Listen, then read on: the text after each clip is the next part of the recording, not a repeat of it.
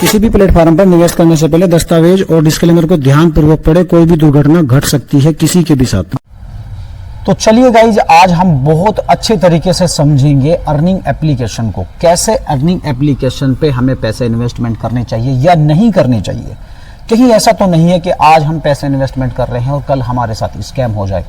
कोई भी कंपनी हो, मैं किसी भी कंपनी का नाम नहीं लूंगा, लेकिन आज मैं आपको एक जानकारी देकर चला जाऊंगा यहां से कि आपको किस तरह से कंपनी को जांचना चाहिए, किस तरह से कंपनी को पूरा वेरीफाई करना चाहिए, तभी हमें वहां पे पैसे इन्वेस्टमेंट करने चाहिए। अगर वो कंपनी खरी उतरती है आपके वेरिफिकेशन पर, तो आप वहां पे अपनी अर्निंग का 5% या 10% आप यहां पे लगा सकते हैं किसी भी कंपनी में। लेकिन अगर आपको पता ही नहीं है कि कैसे किसी भी कंपनी में हमें पैसे इन्वेस्टमेंट करने से लॉस होगा या फिर बेनिफिट होगा, तो आज ये वीडियो आपके लिए बहुत ज़्यादा बेनिफिट साबित होगी और आप लोगों को इन फ्यूचर जब भी आप कभी भी किसी भी प्लेटफॉर्म पे यहाँ पे पैसे इन्वेस्टमेंट करोगे तो आपको ये वीडियो ज़रूर याद आएगी। ये बात आप लोगों को आज समझनी है। तो ऐसी इन्फॉर्मेशन के लिए गाइस सब्सक्राइब करना बिल्कुल भी मत भूलें। आज मैं आपको बताऊंगा गाइज कि कंपनी के कुछ ऐसे रूल्स होते हैं जिसको अगर आप देख लें, अगर वहाँ पे कुछ प्लेटफॉर्म पे जरा भी कमी है, वो आखिर क्यों है, क्या मामला है उसका, ये चीजें जाननी बहुत ज्यादा जरूरी है आप लोगों के लिए। सबसे पहले आपको चेक करना है गाइज कि कंपनी का ओनर कौन है।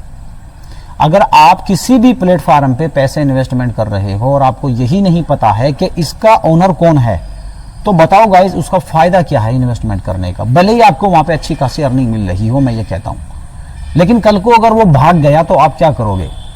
आप कुछ नहीं कर सकते क्योंकि आपको पता ही नहीं है उसका ओनर कौन है। तो पहला, सबसे पहला जो आपका जो वेरिफिकेशन का स्टेप है वो है कंपनी ओनर। ओनर आपको दिखाई देना चाहिए, ओनर आपको बात करता हुआ नजर आना चाहिए। दूसरा क्या है गाइस, जब ओनर आपको शो हो गया है तो उसका रजिस्ट्रेशन नंबर होना चाहिए। कंपनी कहाँ रजिस्टर्ड हुई है, क्या कंपनी का कोई लाइसेंस नंबर है? लाइसेंस नंबर है तो उसको गूगल पे जाके चेक कीजिए, उसकी लोकेशन को चेक कीजिए, आखिर वो है कहाँ। अगर वो भी आपको शो नहीं हो रहा है तो क्या फायदा कंपनी में पैसे इन्वेस्टमेंट करने का?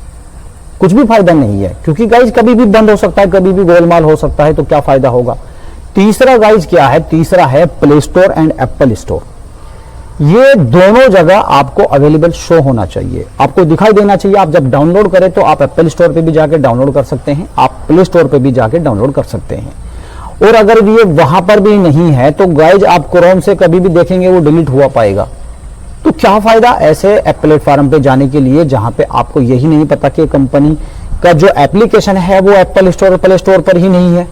तो मत जाएं बिल्कुल भी ऐसी एप्लीकेशन पर। कोई गारंटी ले रहा है तब सोचे जाने का, नहीं तो मत जाएं बिल्कुल भी।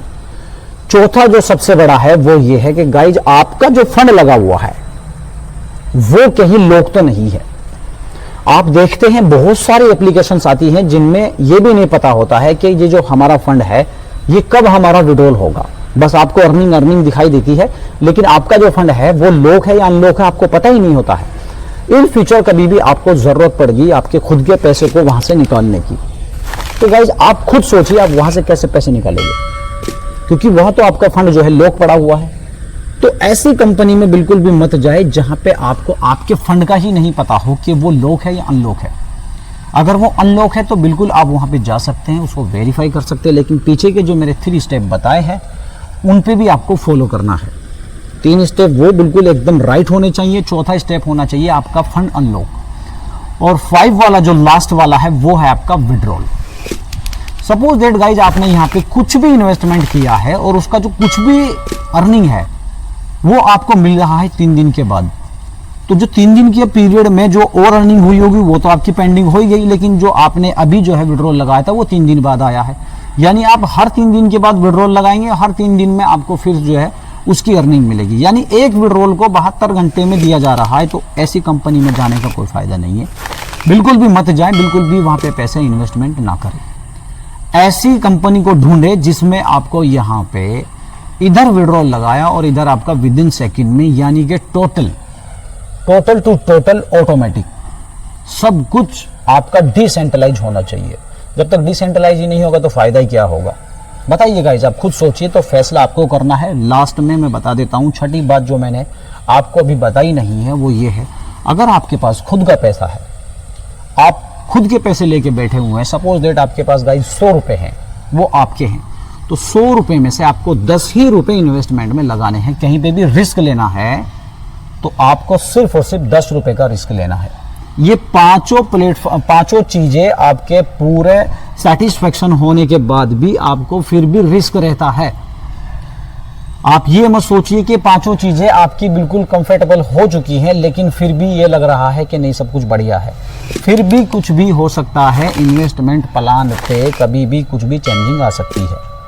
लेकिन यहाँ पे ये पांचों चीजें अगर पूरी कंप्लीटली तैयार हैं, सारी चीजें सही हैं, तो तब आपको यहाँ पे 30% 40% का रिस्क रहता है मेरे हिसाब से। लेकिन यहाँ पे घबराहट नहीं होती है, क्योंकि पांचों चीजें जब कंपनी लेकर आएगी तो उसके लिए उसको बहुत ज्यादा मेहनत करनी होगी, तभी वो पांचों चीजों पे आपके सामने खरा उतरेगा। तो बात करूंगा मैं आपके इन्वेस्टमेंट की। जब आपके पास 100 रुपए हों तो आपको सिर्फ और सिर्फ 10 रुपए यहाँ पे इन्वेस्टमेंट पे लगाने हैं। 1000 रुपए हैं तो आपको 100 रुपए लगाने हैं। 10,000 रुपए हैं तो 1000 रुपए लगाने हैं। इसी तरह कर करके आपको ओनली ऑन आपको 10% का जो आपका प्रॉफिट का हिस्सा है वही आपको यहाँ पे इन्वेस्टमेंट में लगाना है। 90% अपने पास रखना है हमेशा। कभी भी उधार लेकर 1 रुपया भी इन्वेस्टमेंट में मत लगाइए गाइज। लोन का पैसा बिल्कुल भी मत लगाइए। गोल्ड लोन का पैसा, होम लोन का पैसा, उधार का पैसा, ब्याज का पैसा किसी भी कंपनी में इन्वेस्टमेंट ना करें बिल्कुल भी। भूल कर भी, भले ही कंपनी में ये पांचों चीजें भी क्यों ना हो, अगर आप ऐसा करोगे तो आपको कभी भी खामियाजा भुगतना पड़ सकता है।